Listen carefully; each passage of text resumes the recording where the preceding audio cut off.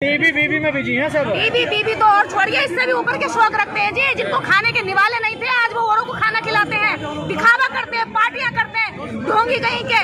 आज वो कुत्ते पालते हैं, बिल्लियां पालते हैं, लेकिन अपने समाज के, अपने गरीब भाई को घर में घुसने की एंट्री तक नहीं देते। ये उनकी सोच हो गई है। दलितों ने नया शौक और पाला, कुत्ते पालते, ब्रांडेड बड़े बड़े ब्रांडेड कुत्ते पाल रखे हैं। लेकिन जब उसका सगा भाई आता है ना, कुत्ते के लिए खाने का जो पेडिग्री है वो आ जाएगा 2000 का, 5000 का। लेकिन अपने गरीब समाज के भाई जब घर में आते हैं तो 2 रुपए की चाय पिलाते हुए भी दम निकलता है। उसे लगता है पैर लेकर घर में आ गया, गंदे कर दिया, और घर को भी, घर भी साफ करना पड़ेगा।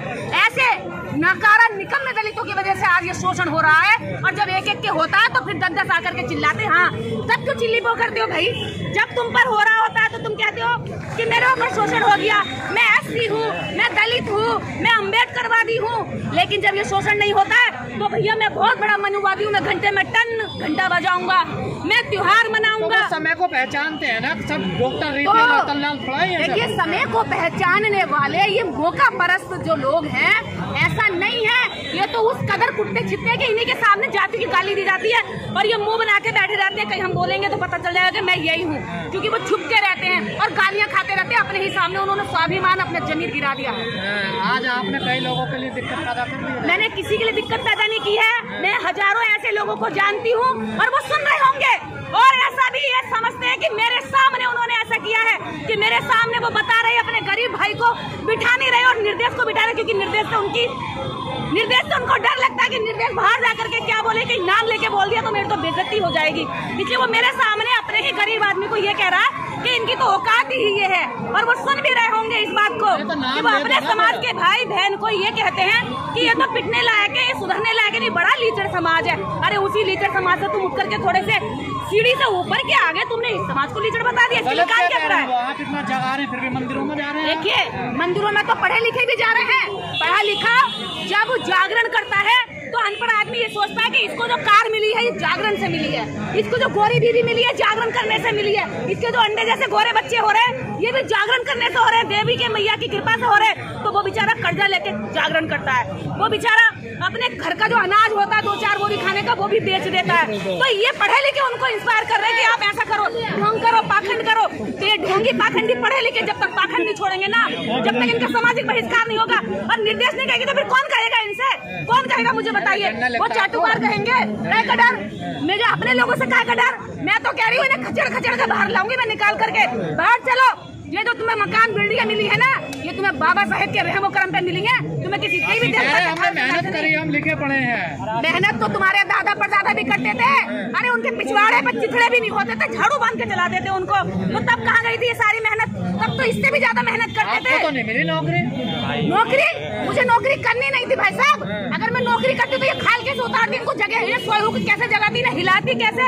नौकरी में बैठा हुआ आदमी ऐसे हो जाता है। अरे हिलेंगे ऐसे हिलेंगे। निर्देश जैसी जिस दिन सो तैयार हो गई ना, यहाँ से जब बोलने वाली होगी ना तो इनके जो है जमीर पर चोट लगेगी और ये जागेंगे। ऐसा नहीं है कि मुझे इनसे उम्मीद भी है, इसलिए मैं अपनी एनर्जी खपाती हूँ। खीर पूरी बनवाते हैं सावन में खीर पूरी बना के कौओं को खिला रहे। लेकिन सगा भैया घर में आ रहा है तो कह रहे रात की पड़ी होगी, दे दो इसे, विदा करो जल्दी से। मतलब कौआ तुम्हारा बाप हो गया, सगा भाई तुम्हारा जो है कुछ नहीं है। जब बाप जिंदा था तो 2 रुपए की पैरासीटामोल नहीं दी दवाई के अभाव में, वो मर गया। और जब मर गया तो बुला करके चुटियाधारी को कह रहे हैं 56 भोग खा लो और हमारे बाप को पहुँचा दो। से पैसा मिलता है आपको समाज को गाल देने के लिए? इसका पैसा मुझे, मेरे पास ये बात बोलने के लिए पैसे की जरूरत नहीं है, ये बात बोलने के लिए जिगर की जरूरत है और सच्ची विचारधारा की जरूरत है जो निर्देश के पास भरपूर है। अरे आप फूट डाल रही हैं, इसमें फूट डाल रही हूँ। ये समाज ना बड़ा फूटा पड़ा है दिमाग से, बुद्धि से, और उन लोगों का गुलाम है। मकान खुद बनाता है और कहता है जरा बता दियो कौन से दिन मकान में घुसना है। अरे सरिया तूने लगाया, सीमेंट तूने लगाया, मजदूरी का पैसा तूने दिया और तू कह रहा है कि भैया मुझे बताओ किस दिन घुसना है। बच्चा तूने पैदा किया, मेहनत तूने पैदा की और तू कह रहा भगवान की कृपा से भगवान की कृपा से बेटा प्राप्त हुआ। अरे भैया ये तो वही हो गया जैसे कि पहले काल्पनिक कथाओं में उनकी वजह से उन्हें सपने में आते थे और सुबह बच्चे पैदा हो जाते थे। भैया तुम्हें जो तुम्हारी मेहनत है उसे अपनी मेहनत बताओ, उसके लिए नाम तुम उनसे रखवाते हो अपने बच्चों का। पैदा तुम्हारी बीबियां करती हैं, अपने बच्चों का पहला भोजन कब खिलाना वो तुम्हें बताते हैं। तो तुम सुबह से लेकर शाम तक जिनके गुलाम हो उनके खिलाफ बोलने के लिए तुम्हारे पास हिम्मत चाहिए, और वो हिम्मत देने के लिए मैं खड़ी हूँ। डरो मत। सोल्यूशन क्या है सबका? सोल्यूशन ये है, बाबा साहब का साहित्य पढ़े और सच्चाई से पढ़े, ईमानदारी से पढ़े, अपने समाज के प्रति दर्द रखें। तुम्हारा गरीब समाज जहाँ से तुम उठ के आए हो, तुम उस संख्या की वजह से तुम्हें रिजर्वेशन मिला है। तुम्हारा गोरा चेहरा देखकर या तुम्हारी योग्यता देख करके नहीं मिला है। तुम्हें रिजर्वेशन यदि मिला है तो एक सांसद भी बैठे तो रिजर्वेशन संख्या की वजह से मिला है कि हमारी संख्या इतनी है। तो तुम्हें जो मिला है इसको समाज को पे बैक करो। तुम्हारे हिस्सेदारी जैसे मिली है उसमें हिस्सेदारी समाज की भी बनती, तुम्हारे बीवी बेटा की नहीं है। इसमें तुम्हारी जो जिम्मेदारी बनती है उसको समझो, वरना आने वाले समय पे तुम्हें जूते मार मार के ना घरों से निकाल करके यही आरएसएस के लोग भगा देंगे और सबसे पहले तुमसे छीना जाएगा। क्योंकि गरीब का क्या लूटेगा, उसमें तो कुछ लूटने के लिए है नहीं, वो तो मजदूरी करता रात को खाता है। इकट्ठा तो तुमने कर रखा है, सबसे पहले तुम्हारा लूटेगा, इसलिए तुम पहले जाओ। दीदी मूल सवाल पर आते हैं। 2024 में चुनाव होने वाला है, एक गठबंधन बना है इंडिया, उसमें ना दलित है ना मुसलमान है, कैसे देख रही हैं आप? इंडिया गठबंधन भी मीठे ठगों का है। बीजेपी का जो गठबंधन है वो कड़वे ठगों का है, ठीक है। इंडिया गठबंधन मीठे ठगों का है। दोनों ठग है। हाँ, मीठे ठग है। जब दलित को नहीं ले रहे, मुस्लिम को नहीं ले रहे, तो भैया मीठे ठग हो गए। वो तो कड़वा पॉइजन देते हैं, ये स्वीट पॉइजन देते हैं। तो स्वीट पॉइजन से ठगना चाह रहे हैं, लेकिन दलित मुस्लिम को जगा के छोड़ेंगे। ये पीछे करो, दलित मुस्लिम को जगा के छोड़ेंगे। तुम क्या सोच रहे हो? उनका वोट भी ले लोगे टुकड़े टुकड़े में, और फिर मारोगे भी, पीटोगे भी, और बाद में कहोगे जी हमने तो गठबंधन बनाया था, तुम तो उसमें थे ही नहीं, तुम्हारी काहे की कदर। कोई ऐसा नहीं है। इस समाज का बहुजन शेर जितने भी नेता हैं वो सारे जागरूक हो, एकजुट हो, कायरता छोड़ दो। इस कायरता में कई पीढ़ियां गुजर गई हैं। बाबा साहब की तुमने जान ले ली, कांसीराम साहब की तुमने जान ले ली, कितने महापुरुषों को तुमने मट्टी में खपा दे, लेकिन तुम नहीं सुधरने में आए। प्रधानमंत्री बनने का सपना देख रहे हो क्या? देखिए, प्रधानमंत्री क्यों नहीं बनेगी? जिसकी संख्या ज्यादा उसका प्रधानमंत्री बनना चाहिए। लोकतंत्र तो यही कहता है, सपना क्यों देखेंगे? ये तो सच्चाई है, हकीकत है। जब अमेरिका में व्हाइट हाउस में काला जो है राष्ट्रपति बैठ सकता है, काला अंग्रेज राष्ट्रपति बैठ सकता है, तो भारत की संसद में यहाँ शूद्रों का राष्ट्रपति क्यों नहीं बैठ सकता? दलितों का क्यों नहीं बैठ सकता? अरे अब सेंगोल स्थापित हो गया है। किसकी? इंडिया के लोगों की। किसकी? इंडिया के लोगों की और अमेरिका के लोगों की। देखिए, वहाँ भी जातिवाद था, लेकिन वो मिटा। वहाँ फिल्मों में भी प्रतिनिधि दिया गया, वहाँ पर राजनीति में भी दिया गया, वहाँ खेलों में भी दिया गया।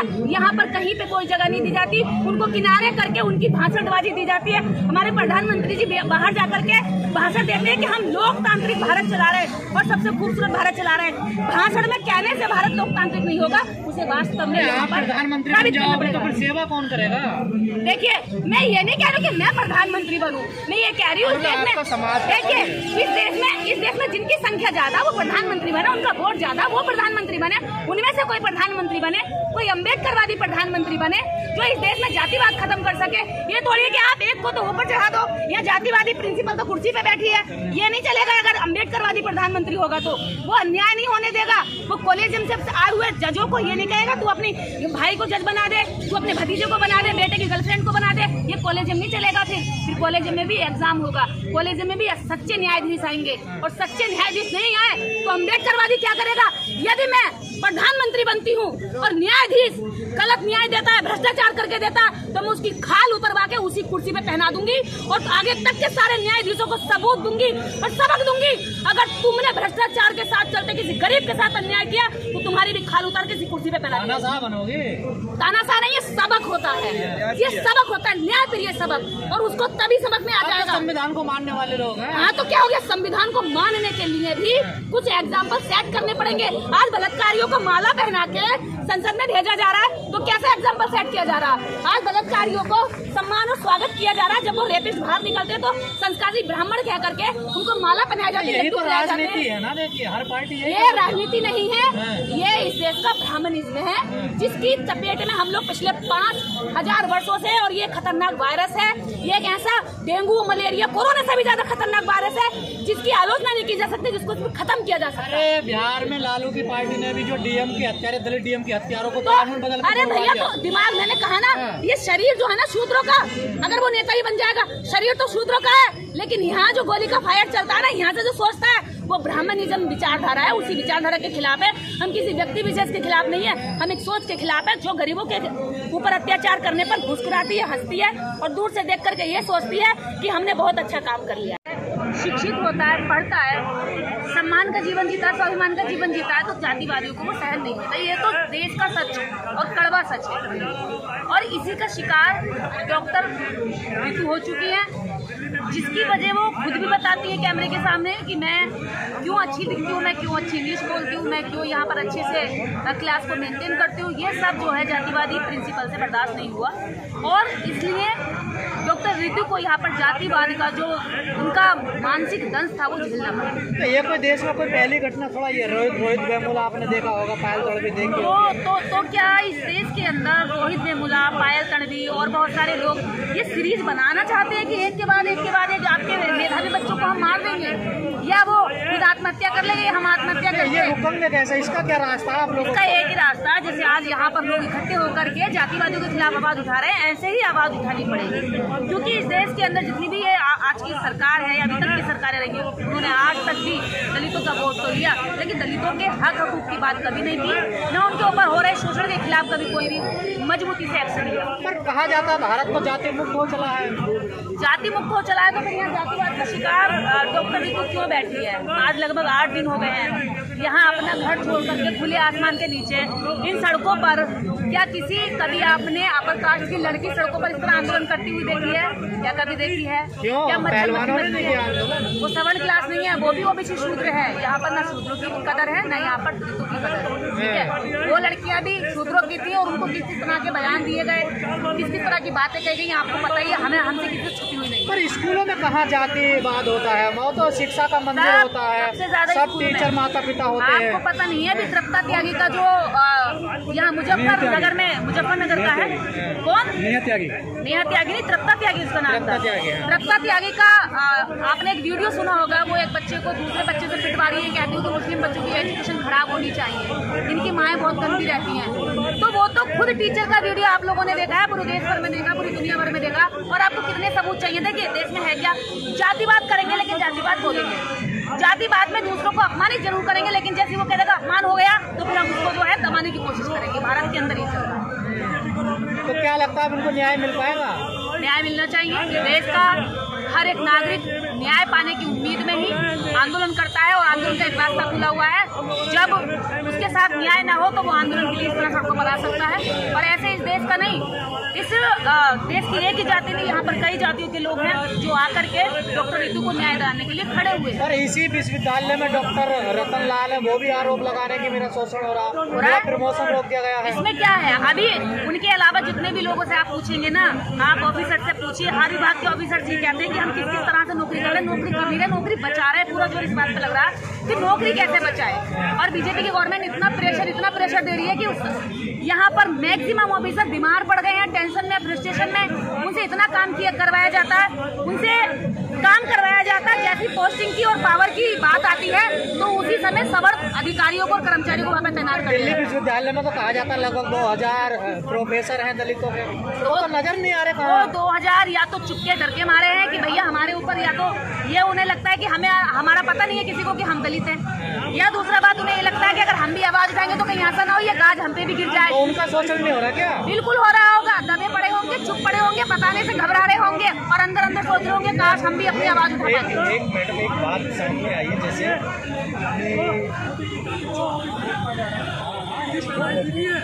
एक बात आई, जैसे बता रहे हैं कि 2000 से ज़्यादा यहाँ पर जो प्रोफेसर है वो अभी आ नहीं रहे। और इसके बाद जब ऋतु सिंह प्रोफेसर थी तो वो